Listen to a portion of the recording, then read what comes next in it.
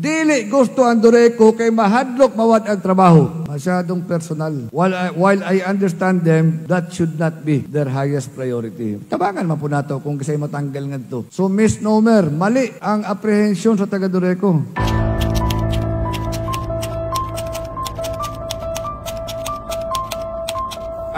We will invest in inclusive infrastructure, and other than the roads, water systems, utility, let us be one in helping our city, our province have the right kind of power, electricity, kuryente, Dureco.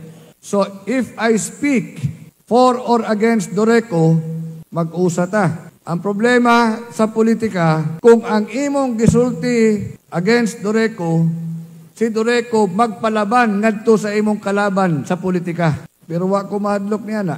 When the late Governor Cora Malanyaon was the governor, ako siyang giingnan. And I said the same thing to former Governor Ninyo Uy. Kung Dureco lang ang topic, bisag unsa pa ta nga political color, one side lang ta. Dili pwede nga mangusog ko against Dureco, unya sila magpa-cute-cute sa imo po dayong i-accommodate, mahimo na hinong politika ang kuryente. What did I ask Dureco?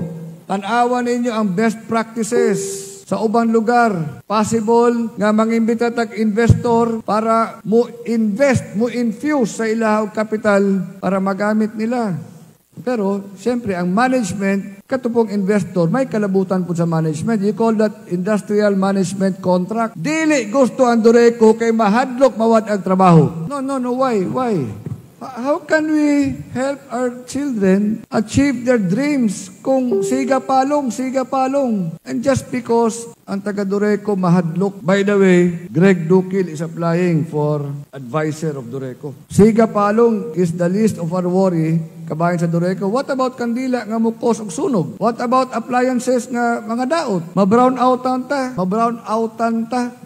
man po sila. But their worry is basig mga tanggal sila sa ilang posisyon. Masyadong personal. While I understand them, that should not be their highest priority. Tabangan man po nato kung kasi matanggal nga ito. So, please, Council, paghimo mong resolution urging Dureco to benchmark with other electric cooperatives. And one of the cooperatives is Samselco, Zamboanga Electric Cooperative. Negative 2 billion in 2018. Industrial management contract. Naikapitalista ni Sud. Gitabangan ang Samselco. Karon positive na in 2024. From negative 2 billion to positive. Kaya man lagi. Pero mahadlok ang atong Dureco. Kaya basig matanggal sila. But, I've spoken with some investors. Sabi ko, ayaw ninyo ayaw ninyo tanggala ang mga taga-Dureco. Kumusunod mo. Ingon sila, nganong tanggalon man namo nga we need technical people. Mang-hire man gani mi. Mananggal na hinoon mi. So misnomer, mali ang apprehension sa taga-Dureco.